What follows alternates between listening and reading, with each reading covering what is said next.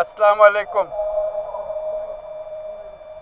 আজকে দেশের নেতৃবৃন্দকে সঙ্গে নিয়ে জাতির যে গুরুত্বপূর্ণ দায়িত্ব পালন করতে আমরা এসেছি,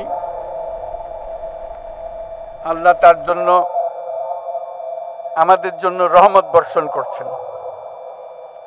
আল্লাহর রহমত নিয়ে আমি এই ঘোষণাপত্র পাঠ করব। বিসমিল্লাহির রহমানির রহিম। যেহেতু উপনিবেশ বিরোধী লড়াইয়ের সুদীর্ঘকালের ধারাবাহিকতায় এই ভূখণ্ডের মানুষ দীর্ঘ 23 বছর পাকিস্তানের স্বৈরশাসকদের বঞ্চনা ও শোষণের বিরুদ্ধে রুখে দাঁড়িয়েছিল এবং নির্বিচার গণহত্যার বিরুদ্ধে গণপ্রতিরোধ গড়ে 1971 সালে 26শে মার্চ স্বাধীনতা ঘোষণা করে রক্তক্ষয়ী মুক্তিযুদ্ধের মাধ্যমে জাতীয় মুক্তির লক্ষ্যে বাংলাদেশ রাষ্ট্র প্রতিষ্ঠা করেছিল।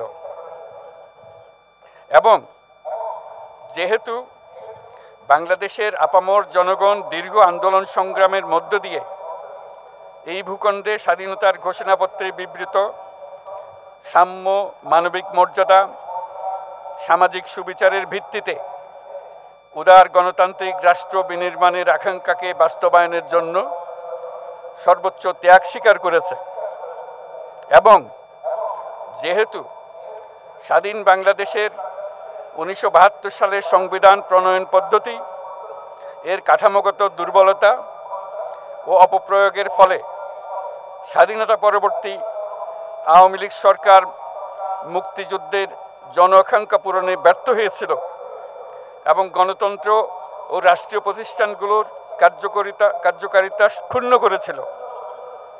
এবং যেহেতু স্বাধীনতা পরবর্তী আওয়ামী লীগ সরকার স্বাধীনতার মূল মন্ত্র গণতান্ত্রিক শাসন ব্যবস্থার বিপরীতে বাকশাল নামে সাংবিধানিকভাবে একদলীয় শাসন ব্যবস্থা কায়েম করে এবং মত প্রকাশ ও বিচার বিভাগের স্বাধীনতা হরণ করে, যার প্রতিক্রিয়ায় 1975 সালের 7ই নভেম্বর দেশের সিপাহী জনতার ঐক্যবদ্ধ বিপ্লব সংগঠিত হয় এবং পরবর্তী সময়ে একদলীয় বাকশাল পদ্ধতির পরিবর্তে বহুদলীয় গণতন্ত্র, মত প্রকাশ ও বিচার বিভাগের স্বাধীনতা পুনঃপ্রবর্তনের পথ সুগম হয়। এবং যেহেতু 80-র দশকে সামরিক স্বৈরশাসনের বিরুদ্ধে দীর্ঘ 9 বছর ছাত্র জনতার অবিরাম সংগ্রামের মধ্য দিয়ে 1990 সালে গণ অভ্যুত্থান সংগঠিত হয় এবং 91 সনে পুনরায় সংসদীয় গণতান্ত্রিক শাসন ব্যবস্থার প্রবর্তন করা হয়। এবং যেহেতু দেশি বিদেশি চক্রান্তে সরকার পরিবর্তনের গণতান্ত্রিক প্রক্রিয়া ব্যাহত হওয়ায় 1/11 মতো ষড়যন্ত্রমূলক ব্যবস্থার মাধ্যমে বাংলাদেশে শেখ হাসিনার একচ্ছত্র ক্ষমতা, আধিপত্য এবং ফেসিবাদের পথ সুগম করা হয়।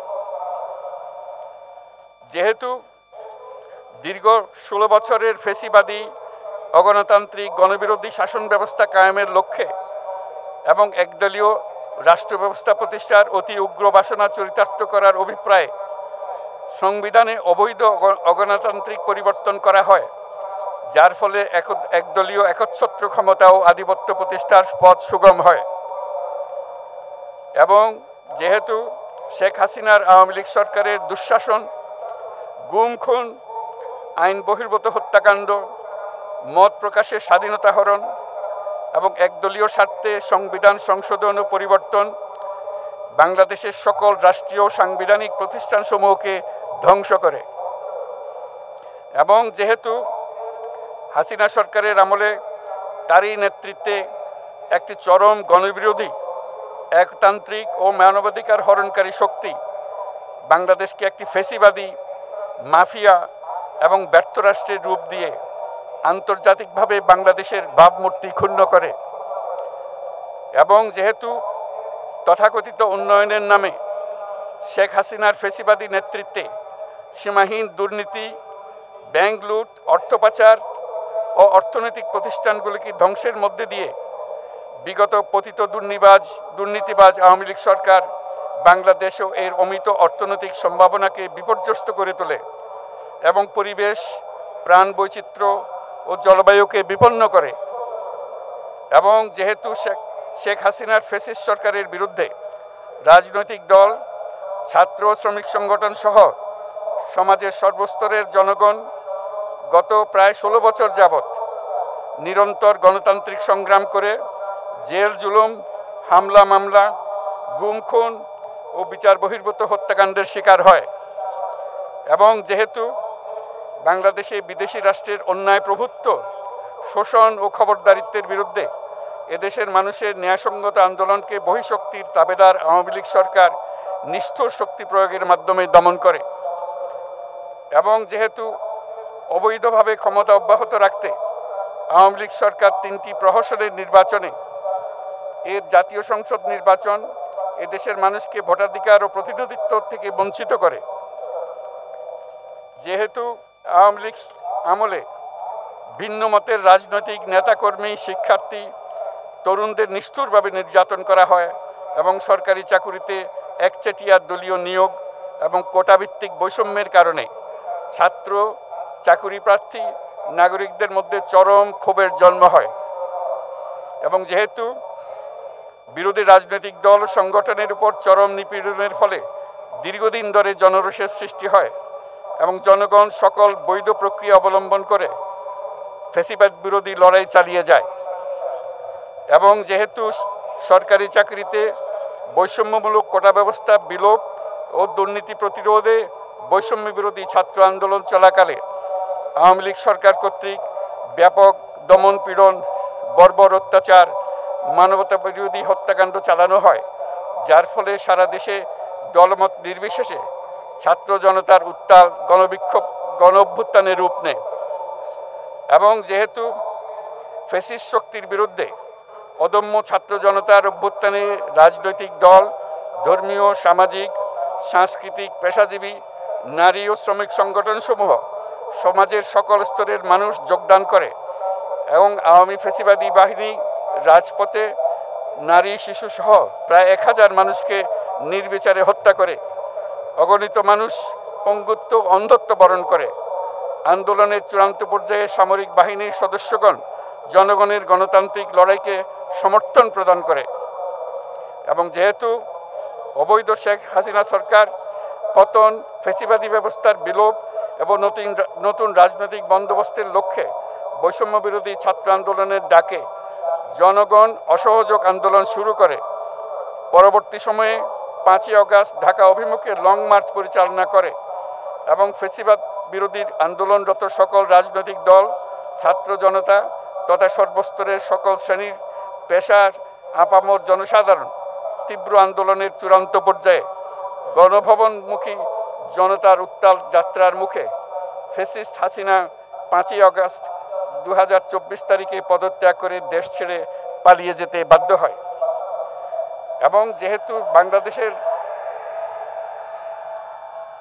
যেহেতু বাংলাদেশের রাজনৈতিক ও সাংবিধানিক সংকট মোকাবেলায় গণ অভ্যুত্থানের মধ্য দিয়ে ব্যক্ত জনগণের সার্বভৌমত্বের প্রত্যয় ও প্রয়োগ রাজনৈতিক ও আইনি উভয় দিক থেকে যুক্তিসঙ্গত, বৈধ ও আন্তর্জাতিকভাবে স্বীকৃত।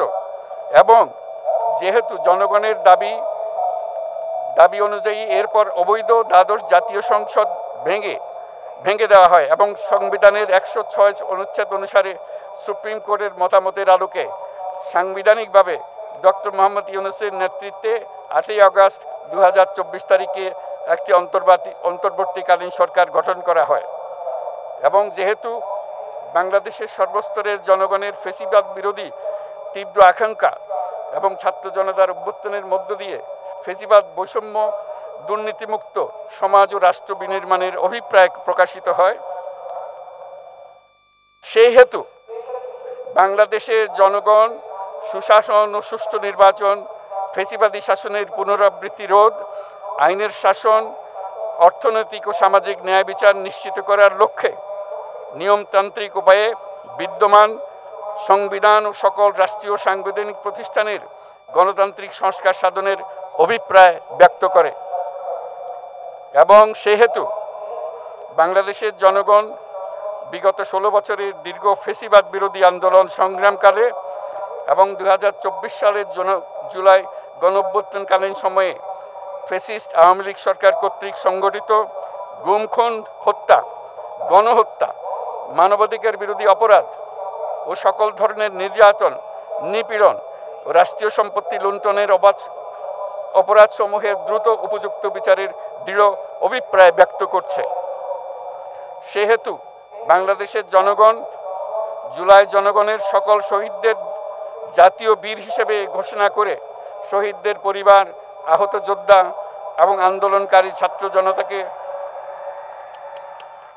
প্রয়োজনীয় সকল আইনি সুরক্ষা দেওয়ার অভিপ্রায় ব্যক্ত করেছে। এবং সেহেতু বাংলাদেশের জনগণ যুক্তিসঙ্গত সময়ে আয়োজিতব্য অবাধ ও সুষ্ঠু ও নিরপেক্ষ একটি নির্বাচনের মাধ্যমে গঠিত জাতীয় সংসদে প্রতিশ্রুত প্রয়োজনীয় সাংবিধানিক সংস্কারের মাধ্যমে দেশের মানুষের প্রত্যাশা, বিশেষত তরুণ প্রজন্মের আকাঙ্ক্ষা অনুযায়ী আইনের শাসন ও মানবাধিকার, দুর্নীতি, শোষণমুক্ত, বৈষম্যহীন ও মূল্যবোধ সম্পন্ন সমাজ এবং গণতান্ত্রিক রাষ্ট্র ব্যবস্থা প্রতিষ্ঠার অভিপ্রায় ব্যক্ত করেছে। এবং সেহেতু বাংলাদেশের জনগণ এই প্রত্যাশা ব্যক্ত করছে যে একটি পরিবেশ ও জলবায়ু সহিষ্ণু, অন্তর্ভুক্তিমূলক, টেকসই উন্নয়ন কৌশলের মাধ্যমে বর্তমান ও ভবিষ্যৎ প্রজন্মের অধিকার সংরক্ষিত হবে। এবং সেহেতু বাংলাদেশের জনগণ এই অভিপ্রায় ব্যক্ত করছে যে ছাত্র গণঅভ্যুত্থানের 2024-এর উপযুক্ত রাষ্ট্রীয় সাংবিধানিক স্বীকৃতি প্রদান করা হবে এবং পরবর্তী নির্বাচনে নির্বাচিত সরকারের সংস্কারকৃত সংবিধানের তফসিলে এই ঘোষণাপত্র সন্নিবেশিত করা হবে। এবং 5ই আগস্ট 2024 সালে গণঅভ্যুত্থানে বিজয়ী বাংলাদেশের জনগণের আকাঙ্ক্ষার প্রতিফলন হিসেবে এই ঘোষণা প্রণয়ন করা হলো। জাতির সার্বিক মঙ্গল কামনা করে আমি জুলাই ঘোষণাপত্র আপনাদের সবার সামনে উত্থাপন করলাম। আল্লাহ সকলের জন্য মঙ্গল দান করুন, জাতির জন্য মঙ্গল নিয়ে আসুক। সবাইকে ধন্যবাদ। আল্লাহ হাফেজ।